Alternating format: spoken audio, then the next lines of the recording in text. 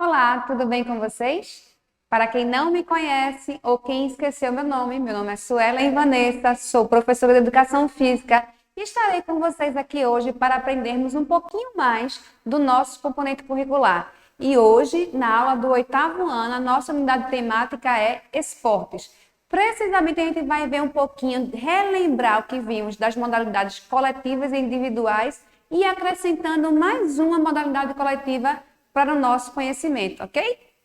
Então vamos lá. Vamos relembrar que a gente falou um pouquinho sobre de onde veio a palavra esporte, né? A palavra esporte nasceu da palavra desporto, né? Uma palavra de origem francesa que depois ela foi americanizada, chegando ao que chama hoje, americanizada não, perdão, da Inglaterra, o que chama hoje de esporte, né? E aí no inglês seria sport.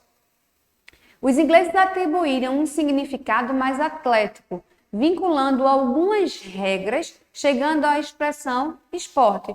E mais tarde, como a gente falou, chega ao esporte que a gente já fala aqui hoje em português. Então, o esporte ele é uma manifestação sociocultural de múltiplos significados, sendo um deles o educacional.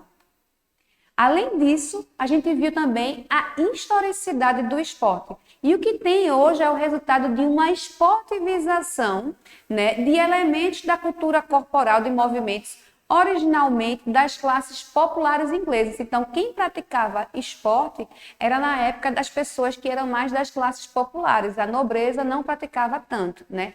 Mas isso depois houve esse processo de esportivização e todos praticam hoje o esporte.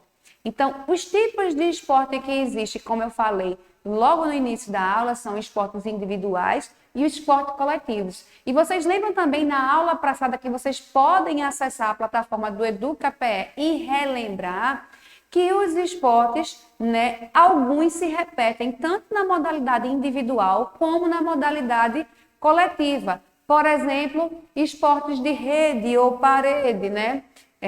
Nos coletivos, esportes de invasão, nos individuais, esportes de combate e por aí vai. Então, querendo relembrar um pouquinho, acessa a aula anterior, né? E também a gente explicou um pouco sobre o esporte de combate, especificamente sobre o judô, e no esporte coletivo a gente falou sobre o voleibol. E aí a gente falou, como está apresentando para vocês na imagem da tela, né? A questão dos esportes olímpicos. Então, essa foi a nossa escolha. E o que caracteriza um esporte olímpico? Como é que o esporte chega a ser um esporte considerado olímpico? Então, existem critérios onde o Comitê Internacional das Olimpíadas, né, o Comitê Olímpico Internacional, melhor dizendo, ele vai verificar se aquele esporte se encaixa ou não para participar das Olimpíadas. E também tem aqueles esportes que são esportes de apresentação, esportes temporários. Ou seja, nas Olimpíadas de Tóquio, por exemplo, vai ter o surf, né? E tem outras modalidades também que não existiam. Dos esportes coletivos, como a gente falou, foi o voleibol. E aí, no voleibol, a gente falou um pouquinho da história da criação do voleibol, que nasceu lá nos Estados Unidos, criado em 1885 pelo professor William Morgan, dentro da Associação Cristã de Moços, a YMCA ou ACM, tá? E o primeiro nome do voleibol foi o mintonete. Mintonete. E aí, quando ele chega no Brasil para ser praticado, o primeiro registro da prática do voleibol foi em 1915, tá? A gente também verificou algumas regras básicas e os fundamentos básicos do vôlei que a gente vai revisitar, a gente vai fazer uma revisão bem rapidinha agora. Então, olha lá na tela a imagem a seguir. Então, vocês estão observando na tela agora a imagem do fundamento básico chamado saque, que ele pode ser um saque por baixo, né, como é a primeira figura que está se movimentando, um saque por cima estático, ou um saque por cima com salto, né? E aí também tem umas variações, por exemplo, que foi criado o saque Jornadas nas Estrelas, que é um saque por baixo, mas a bola vai lá no alto da quadra, o mais alto possível, para poder cair do outro lado, ok? A recepção, que é basicamente uma manchete, normalmente, que se recepciona a bola, onde a bola vai bater no antebraço e não na mão do recebedor, ok? O levantamento, que é feito por um jogador que joga na posição de levantador ou levantadora, tá? Normalmente ele vai se posicionar perto da rede e mais ao centro ou mais ao lado da rede. Então, como vocês estão observando na imagem a seguir, a segunda pessoa que toca na bola, colocando a bola para o alto para a atacante poder fazer justamente o lançamento, o corte da bola para o outro lado, tentando fazer o ponto. O ataque, né, a gente também viu na imagem anterior, e essa imagem mais especificamente para vocês, que é justamente o ato de cortar a bola, que se chama, dar uma pancada na bola, tentando acertar a bola ao solo dentro da área da quadra adversária. O bloqueio, nessa outra imagem, que pode ser um bloqueio simples, duplo ou até mesmo triplo, né, que é o ato de você subir para tentar impedir a passagem da bola que vem do time adversário para a sua quadra, né? Nessa imagem que está mostrando na tela de vocês, estamos vendo um bloqueio duplo, né? E também a gente trouxe algumas curiosidades, e a nossa curiosidade sobre o vôlei foi da pernambucana Jaqueline. Né? Jaqueline ela é bicampeã olímpica e diversas vezes ganhou prêmio de destaque. Ano passado, ela foi, por exemplo, eleita a melhor ponteira, né? Ponteira é uma posição de ataque da Superliga Brasileira do Voleibol Feminino, né? Por que a gente traz essas curiosidades? Para que vocês também possam ver a questão da representatividade, ou seja, uma pernambucana que conseguiu conquistar o mundo através do voleibol.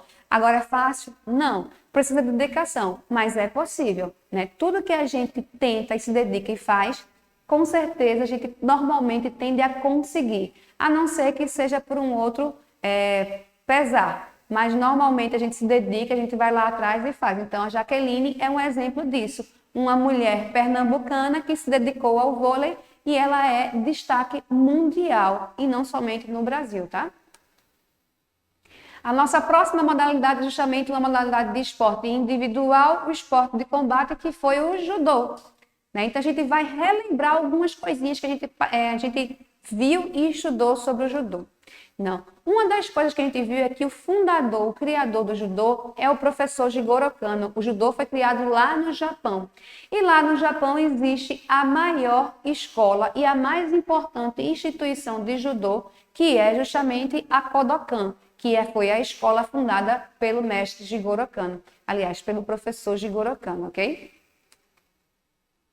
O judô também é considerado uma arte marcial, além de ser um esporte olímpico de combate, né? Existe uma diferença conceitual entre arte marcial, luta e modalidade esportiva de combate. Nesse momento, a gente não vai identificar esses conceitos, mas a gente vai apresentar para vocês que o judô é tanto considerado uma arte marcial, porque tem essa filosofia, né? E também foi durante anos uma preparação para a guerra, e também é um esporte olímpico de combate, porque foi justamente no processo de esportivização que a gente falou lá atrás, que ele se adequou às regras, né, para participar de uma Olimpíada, né?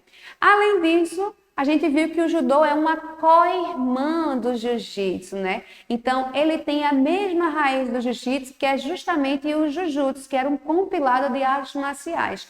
E desde o início, o judô ele foi criado para que todo mundo pudesse participar, independente de gênero ou idade. Então, participam homens, mulheres, crianças e idosos. E no Japão, o judô é uma disciplina obrigatória dentro das escolas.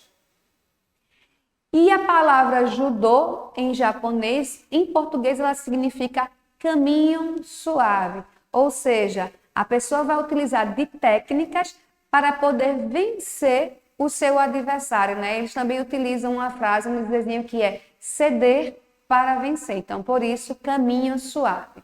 O professor Jigoro Kano também desenvolveu 8 princípios básicos que vale a pena a gente rever direitinho esses princípios, porque são princípios aprendidos dentro do judô, mas que a gente traz também para o nosso dia a dia. Então, olha só na tela aí o que está aparecendo para vocês. O primeiro princípio é cortesia, para ser educado do trato com os outros. Então, eu preciso ser educado com os outros, tanto dentro do tatame como fora do tatame. Coragem para enfrentar as dificuldades com bravura. Então, o atleta, o praticante de judô, ele precisa ser corajoso para poder enfrentar justamente as dificuldades na hora da luta e assim a gente no nosso dia a dia.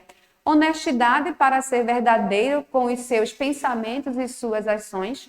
O quarto, honra para fazer o que é certo e se manter de acordo com os seus princípios. Então, é aquela máxima que a gente diz, fazer o certo independente de quem está observando ou não você. E fazer o certo sempre dá certo. Modéstia para não agir e pensar de maneira egoísta, né? Respeito para conviver harmoniosamente com os outros. 7, autocontrole para estar no comando de suas emoções. Então, o lutador, ele precisa justamente ter esse autocontrole, né? É aquilo que a gente também falou em outro momento. Quem luta não briga, né? E também amizade para ser um bom companheiro e amigo. Então, todos esses princípios que o professor Jigoro Kano desenvolveu para os judocas, né? Os praticantes de judô, são princípios que a gente também traz para o nosso dia a dia e para a nossa vida.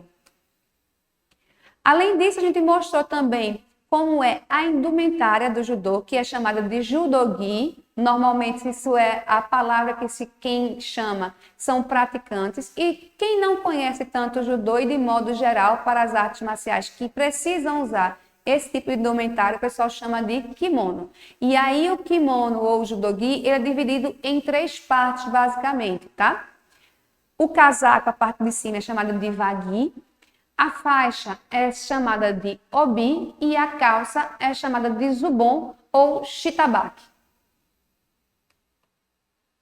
O objetivo principal do judô é colocar o oponente de costas no chão, ou seja, você conseguir realizar um ippon, que seria o ponto completo. Existem outras pontuações no judô? Existem, mas o objetivo principal é chegar a essa pontuação completa, tá bom?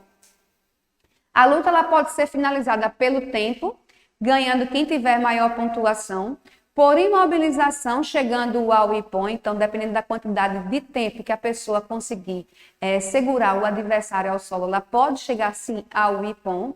E por finalização, causando a desistência do oponente, né? E esse ippon ele pode chegar tanto por uma queda direta ou por essa imobilização, ok? As lutas têm duração máxima de 5 minutos. E as categorias são divididas por idade, gênero, peso e graduação de faixa. Na tela aparece para vocês agora a imagem de um ippon perfeito, né? Uma projeção de queda na hora de luta. Então, a oponente de azul, aliás, a atleta de azul, ela consegue projetar ao solo com as costas totalmente encostadas no chão a oponente de branco, né? A atleta de branco. Vamos seguir para mais imagens para a gente ver a logística do judô.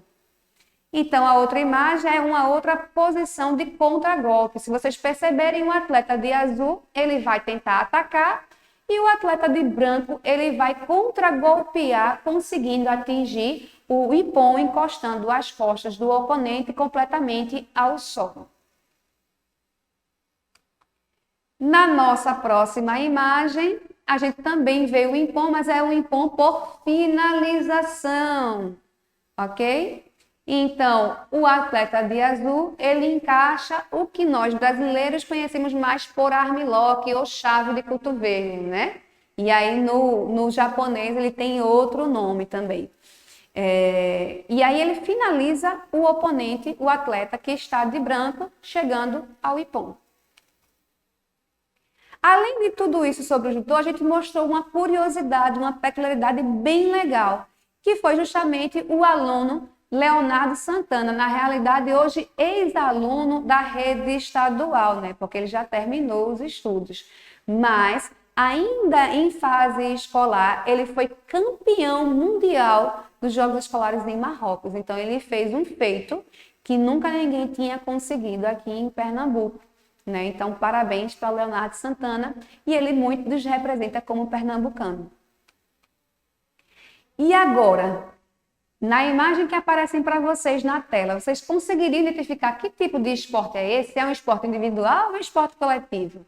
É óbvio que essa imagem aí é a imagem engraçadinha do papagaio, né? É o basquetebol, pessoal, exatamente. Então, olha só.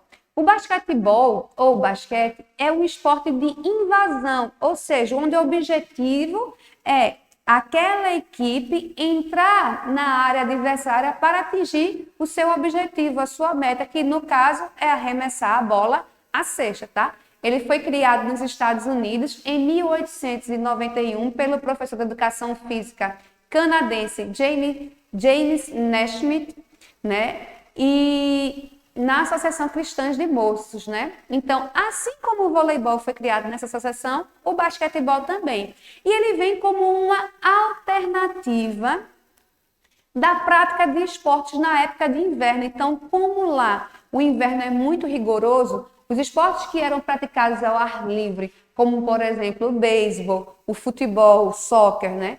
E o futebol americano, não tinha como ser praticado no inverno. E aí o basquete vem como essa alternativa. Além de ser também um esporte menos contundente que o futebol americano, que é tão praticado nos Estados Unidos, né? O primeiro jogo oficial ele foi disputado em 1892 por homens. E nesse mesmo ano, muitas mulheres começaram a praticar basquete. Porém, a competição oficial, o primeiro jogo oficial, foi disputado por mulheres somente em 1986.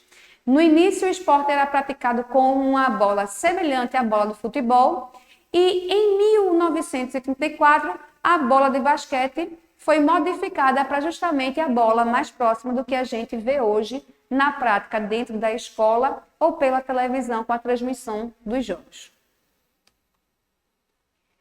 Agora a gente vai apresentar para vocês um pouquinho dos fundamentos básicos do basquetebol. Então, olha aí para a imagem que está aparecendo para vocês na tela, né?